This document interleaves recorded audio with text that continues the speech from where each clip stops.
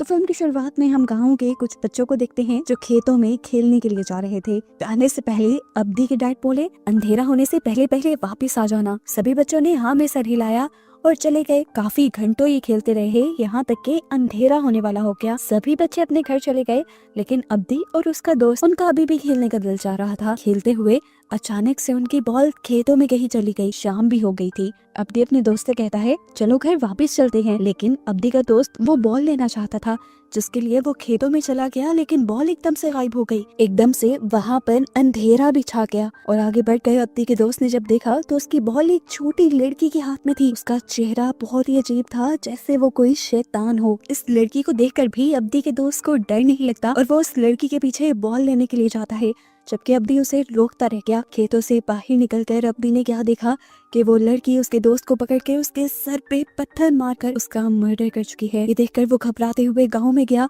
और उसने गांव वालों को चिल्ला चिल्ला कर बुला लिया। सभी लोग अब्दी की बात मानते हुए अब्दी के दोस्त को ढूंढने के लिए निकल जाते हैं। जहाँ पर अब्दी ने उसे देखा था, अब वो वहाँ नहीं था, लेकिन फिर नदी के दरमियान एक पत्थर पर उन्हें उस बच्चे की लाश मिल गई। सब लोग इस हादसे से बहुत ज्यादा डर चुके थे। वो बच्चा जो मरा था, उसके डैड को लगता था कि अब्दी ने ही उस बच्चे को मारा है, क्योंकि आखिरी मर्तबा वही उसके साथ था और अपना कत्ल छुपाने के लिए वो ये सब कर रहा है।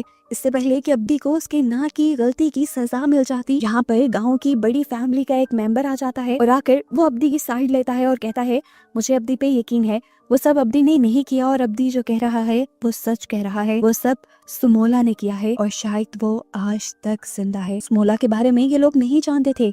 तब ये आदमी इन सबको सुमोला की कहानी बताता है। आज से 29 साल पहले इस गांव के सबसे अमीर आदमी की कोई भी औलाद नहीं थी। इसकी वजह से उसके अंकल उसकी सारी जमीनें लेना चाहते थे, ताकि वो जमीन उनके बच्चों के पास चली जाए और इस जमीन का आगे कोई वारिस रहे। अब सूजी मान को ये सुनकर बहुत ज्यादा गुस्सा आया और उसने अपने घर के अंदर जाकर अपनी वाइफ को धमकी दी कि अगर 1 साल के अंदर अंदर उनका कोई बच्चा पैदा ना हुआ तो वो दूसरी शादी कर लेगा। सूजी मान की वाइफ ये सुनकर बहुत ज्यादा उदास हो गई और तभी उसे एक ऐसी औरत के बारे में पता चला जो लोगों को बच्चा देने में मदद करती थी। सुनकर काफी अजीब लगा, लेकिन वो फिर भी अपनी एक मेड के साथ उस औरत के पास चली गई। यहाँ पर जाते ही वो लड़की बताती है कि मुझे बच्चा चाहिए और ये बुढ़ी औरत उसे बताती है, तुम्हारा काम हो जाएगा, लेकिन एक बात मैं पहले साफ साफ बता दूं, मैं ये सारा काम काले जादू से करती हूँ और मेरे मकसद को पूरा होने के लिए डीमन यानी शैतान मेरी मदद करता है। तुम्हें बच्चा मिल तो जाएगा, लेकिन इसके बदले तुम्हें एक कुर्बानी भी देनी होगी। तुम्हारे पास 2 बेटियां पैदा होंगी, जिसमें से एक बेटी तुम्हारी और दूसरी बेटी शैतान की होगी। एक का दिल बहुत अच्छा होगा तो दूसरी के अंदर सारी हरकतें ही शैतानी होंगी और तुमने शैतान की बेटी को किसी भी तरह का नुकसान नहीं पहुंचाना। अगर ऐसा किया तो तुम्हारा सब कुछ बर्बाद हो जाएगा। इस टाइम इस औरत को सिर्फ बच्चा चाहिए था, इसलिए उसने इस बुढ़िया की सारी बातें मान ली। बुढ़िया ने भी कुछ रिचुअल किया और एक खून के अंदर कुछ चीजें मिलाते हुए वो खून इस औरत को पिला दिया और कहा, जाओ आज से 2 महीने बाद तुम्हें खुशखबरी मिल जाएगी। 2 महीने का वक्त गुजर जाता है और हमें पता चलता है कि सच में वो रिचुअल काम कर गया था। सूजीमान की वाइफ अब प्रेग्नेंट हो चुकी थी। सूजीमान खुशी से गांव में ये खबर फैला देने को कह देता है और यहाँ सूजीमान, जिसे पहले ही पता था कि उसके पास 2 बेटियां पैदा होंगी, वो दोनों के नाम सोचने लग जाती है। उसने एक बच्ची का नाम सुमाला और दूसरी का नाम कुमाला सोचा था। वक्त गुजरता है और वो दिन भी आ जाता है जब सूजीमान के घर उसकी बेटियों का जन्म होना था। उसके रूम में सोफे पे हम डीमन को भी बैठा हुआ देखते हैं। जैसे ही सूजीमान की पहली बेटी पैदा होती है तो उसमें कोई भी हरकत नहीं होती, जिससे लोग जान जाते हैं कि वो मर गई है। जैसे ही दूसरी बेटी पैदा होती है तो उसे देखकर सब लोग शॉक रह जाते हैं। उसकी दूसरी बेटी का मुंह डिफॉर्म था, यानी चेहरा बिगड़ा हुआ था। वो बहुत ही ज्यादा बदसूरत थी। जैसे ही सूजीमान ने उसे देखा तो गुस्से से उसका बुरा हाल हो गया।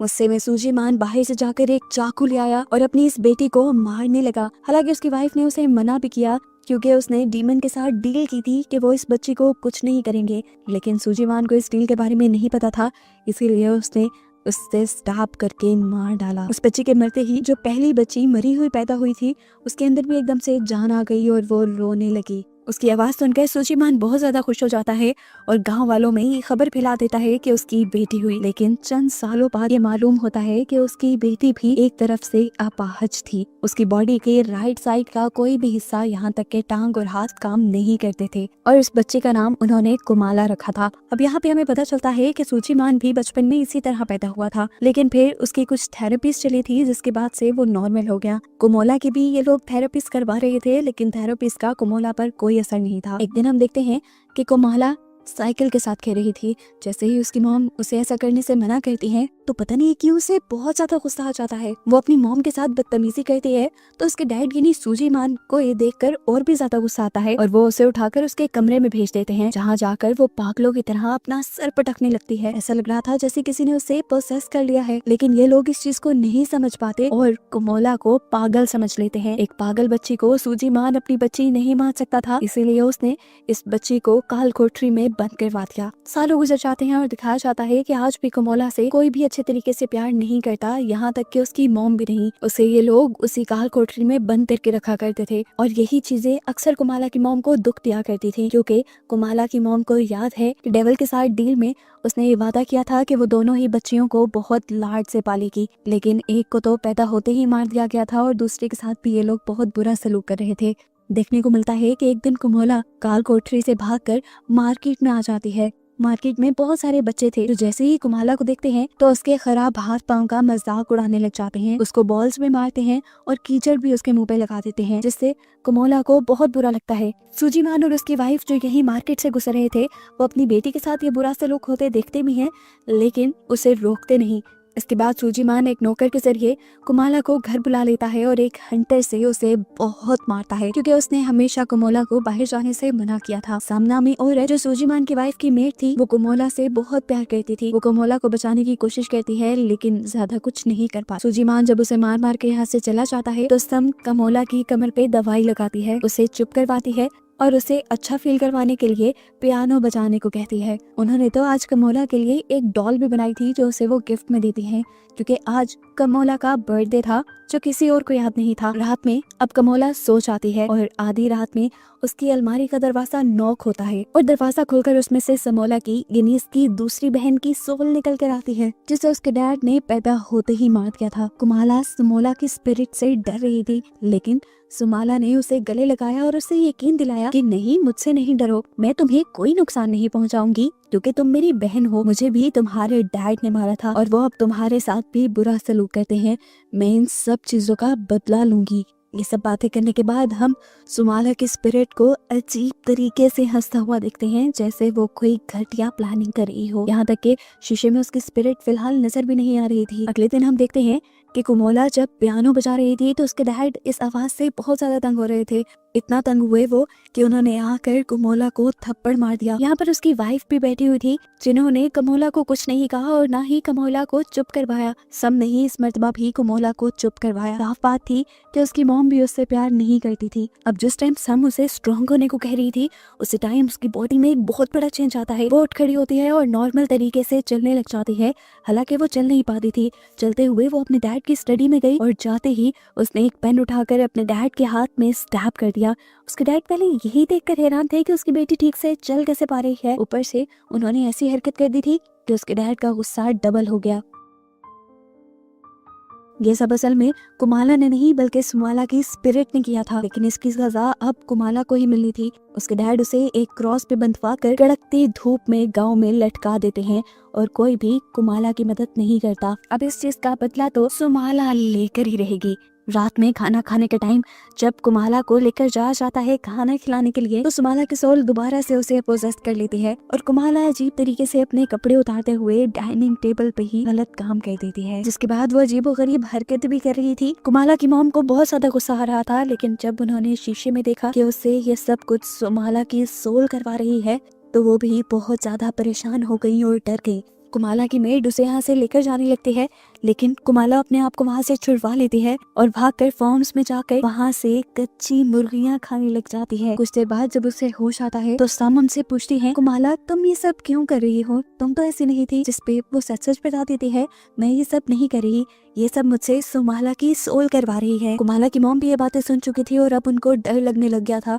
वो जानती थी कि उन्होंने डीमन से की हुई डील तोड़ दी है और अब उस औरत की वार्निंग के मुताबिक उनका पूरा खानदान, उनकी सब चीजें तबाह हो जाएंगी। वो जानती थी कि अगर इस सब को ठीक करने में कोई इसकी मदद कर सकता है तो वो बूढ़ी औरत ही है। वो उससे मिलने के लिए जब नदी के पास जाती है तो नदी पार करवाने वाला आदमी उसे बताता है कि वो औरत 1 महीने पहले ही मर चुकी है। वो अब डर कर अपनी मेड सम को भी सारी बातें बता देती है कि उसने प्रेग्नेंट होने के लिए एक डीमन का सहारा लिया था, एक डीमन से डील की थी और वो डील वो तोड़ चुकी है, जिसके बाद अब बहुत बुरा होने वाला है। वक्त गुजरता रहता है और हम देखते हैं कि सालों गुजरने के बाद भी कुमाला के साथ बुरा सलूक ये लोग करते रहते थे। सम अपने मालिक से यानी सूजीमान से कुमाला के ऊपर ये जुल्म बंद करने को कहती है, लेकिन वो एक नहीं मानते और कहते हैं कि कुमाला दिन ब दिन बदतमीज होती जा रही है और उसे सजा देना जरूरी है। उसकी सजाओं के बावजूद भी सम कुमाला के पास जाती है और कुमाला से कहते हैं, मैं तुम्हारी हूँ और मुझे तुम बहुत प्यारी हो, चाहे तुम जैसी भी हो। ये सारी बातें सुनकर कुमाला के दिल में सम के लिए इज्जत और भी ज्यादा बढ़ती रही और अपने पेरेंट्स के लिए और भी कम होती रही। अगले दिन हम देखते हैं कि कुमाला को तंग करने के लिए वही बच्चे आए थे जो उसे मार्केट में मिले थे। कुमाला के साथ खेलने के बहाने उन्होंने कुमाला को नीचे बुलाया, उसका मजाक उड़ाया, उसके मुंह पे मट्टी लगा दी और उसे एक बॉल मारकर चले गए। चले कहाँ गए आंटी सब ने ही उन्हें भगाया। दूर खड़े हुए कुमाला के पेरेंट्स ये देखते रहे, लेकिन उन्होंने उन बच्चों को रोका नहीं। कुमाला बाहर क्यों आई थी, इसकी सजा में उसके डैड दोबारा से उसे काल कोठरी में बंद कर देते हैं। लेकिन रात को कुमाला की मॉम को काल कोठरी में से कुछ अजीब सी आवाजें सुनाई देती हैं। वो चेक करने जाना चाहती थी, लेकिन उसके हस्बैंड ने उसे कहा, यहीं बैठी रहो, तुम्हारा वहम है वो सब। लेकिन उसकी मॉम की सोच बिल्कुल ठीक थी। कुमाला ने अपने आप को छुड़वा लिया था क्योंकि सुमाला की सोल ने उसके ऊपर कब्जा कर लिया था। वो एक खंजर लेकर यहाँ से निकल जाती है खेतों की तरफ और हम देखते हैं कि उसके पीछे सुमाला भी थी।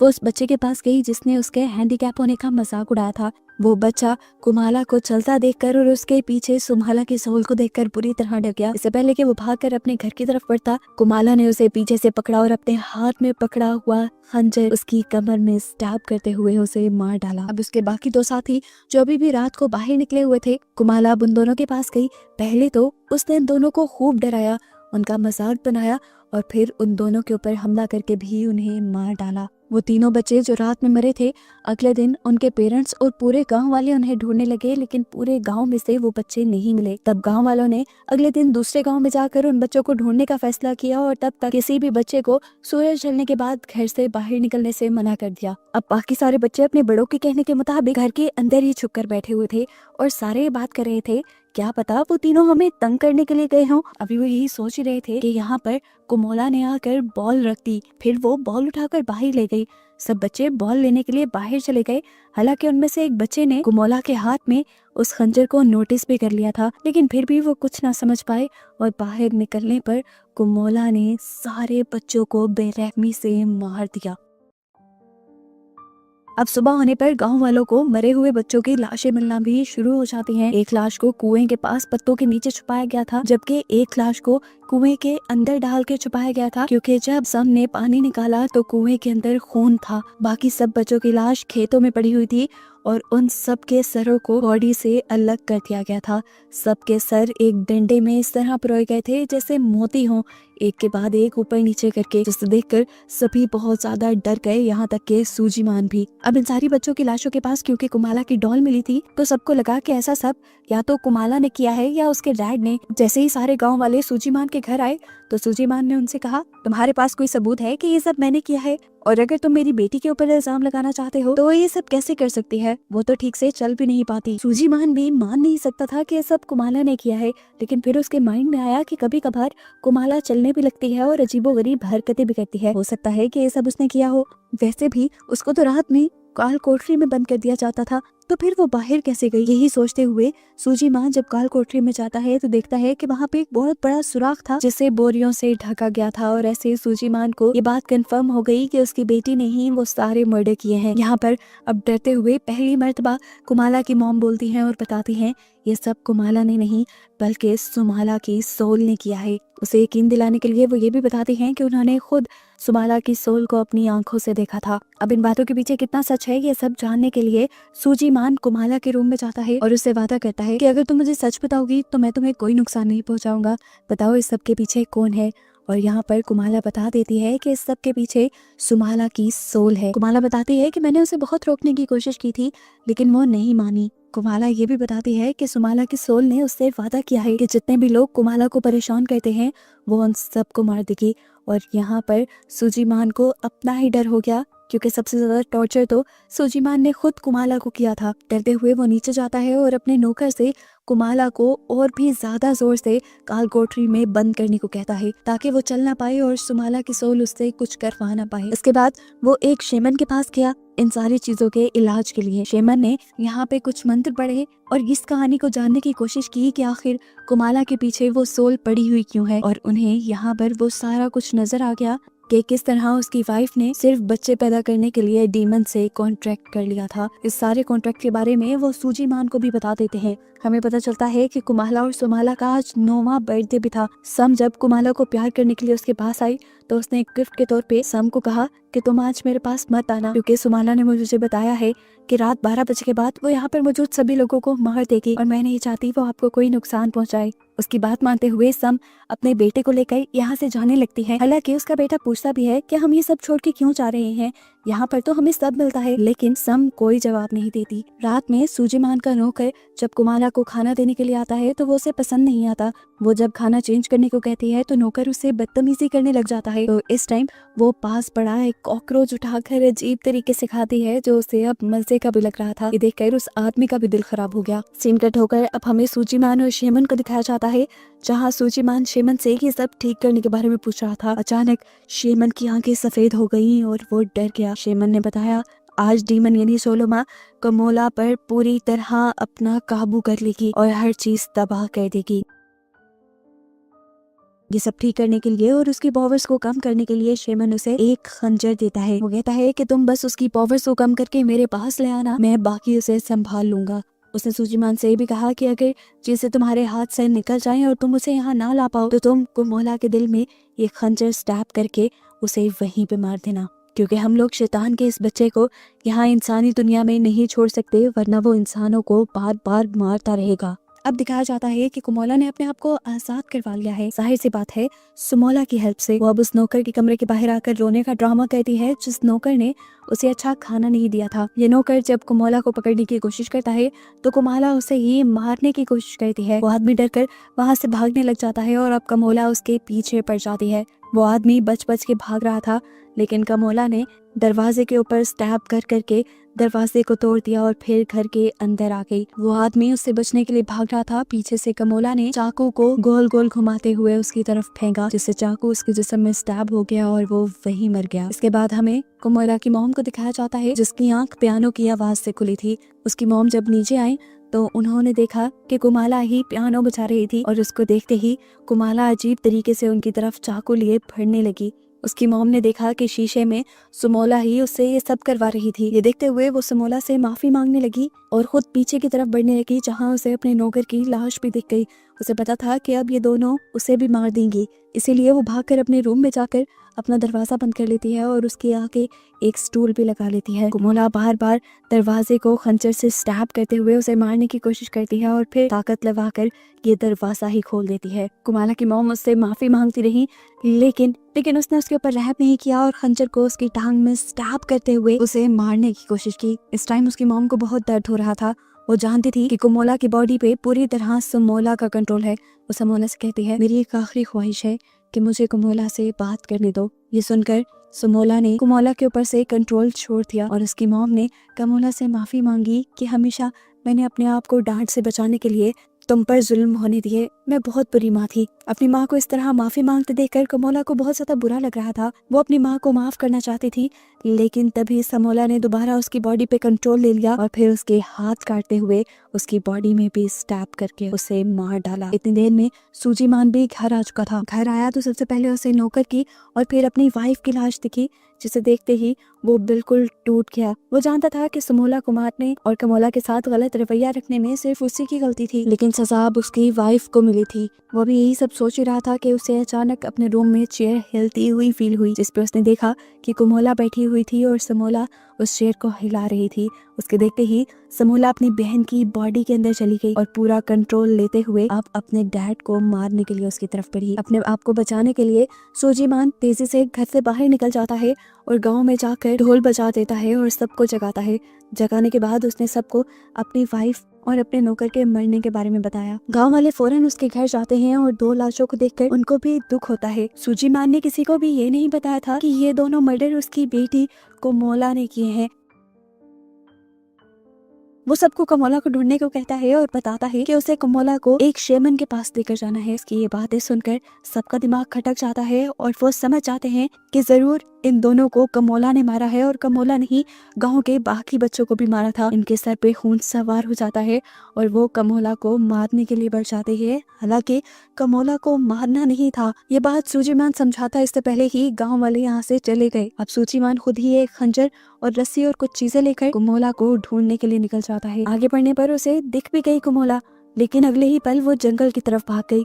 खेतों में जैसे ही सूजीमान आता है तो कोई पीछे से उसके ऊपर हमला कर देता है। ये कमोला ही थी। अपने आप को बचाने के लिए सूजीमान ने पास पड़े एक पत्थर को उठाकर कमोला के सर पे वार किया और उसे बेहोश कर दिया। वो उसे मारना चाहता था लेकिन मार नहीं पाया, क्योंकि वो जान गया था कि इस सब में गलती उसकी है ही नहीं। इस सब में गलती तो समोला और उसकी वाइफ की थी। अपनी बेटी को प्यार ना करने की वजह से उसे बहुत दुख और पछतावा हो रहा था। वो बहुत बुरी तरह रोने लगा। उसने अपनी बेटी को भी एक बोरी में बंद कर दिया, पर देखा कि अचानक से उसकी बेटी बोरी से गायब हो गई। समोला ने असल में उसे बोरी से बाहर निकाल दिया था और वो दोबारा अपने डैड के ऊपर हमला करने के लिए बढ़ी। लेकिन इस मर्तबा सूजीमान चीजें हाथ से निकलने नहीं देना चाहता था। कमोला के दिल की तरफ हमला कर देता है और फाइनली वो गिर जाती है। पर कुछ ही देर बाद हंसते हुए उसे दोबारा होश आ जाता है। सूजीमान उसे देखकर बुरी तरह कंफ्यूज था। तब कमोला ने उसे बताया कि जब से समोला यानी मैं इसकी बॉडी में आई हूँ तब से इसकी पूरी बॉडी बदल सी गई है। इसका दिल भी बाईं तरफ से हट के दाईं तरफ आ गया था। क्योंकि तुमने इसके दिल पे वार नहीं किया तो इसीलिए ना ये मरी और ना ही मैं। अब समोला अपने डैड को मारती है। सबसे पहले वो उसी के हाथ से खंजर लेकर उसका पेट चीर डालती है, यहाँ तक कि उसकी आंतें बाहर निकल आई। और उसके बाद उसने पास पड़ी 2 छोटी छोटी लकड़ियां उठाकर सूजीमान की आंखों में स्टैब कर दी। सुबह होने पर दिखाया जाता है कि गांव वालों को सूजीमान की बॉडी क्रॉस से लटकी हुई मिली, जैसे उन्होंने कमोला को सजा दी थी। इस सब के बाद सीन्स प्रेजेंट में आते हैं और हम उस आदमी को देखते हैं जो ये सारी कहानी असल में गांव वालों को सुना रहा था। ये लड़का असल में सम का बेटा था जो उस रात घर छोड़ के चली गई थी, इसीलिए उसकी और उसके बेटे की जान बच गई थी। वो बताता है कि अभी तक अगर बच्चों की जान जा रही है तो समोला अभी भी इस गांव में जिंदा है और सब बच्चों को बचाने के लिए हमें किसी तरह समोला को पकड़कर उसे खत्म करना होगा। और समोला के मिलने से पहले तक वो गांव वालों को ये कहता है कि अपने बच्चों को रात में बाहर नहीं निकलने देना। सारे उसकी बात मान के घर चले जाते हैं और रात में हमें उस बच्चे के डैड को दिखाया जाता है जिसे मूवी के स्टार्ट में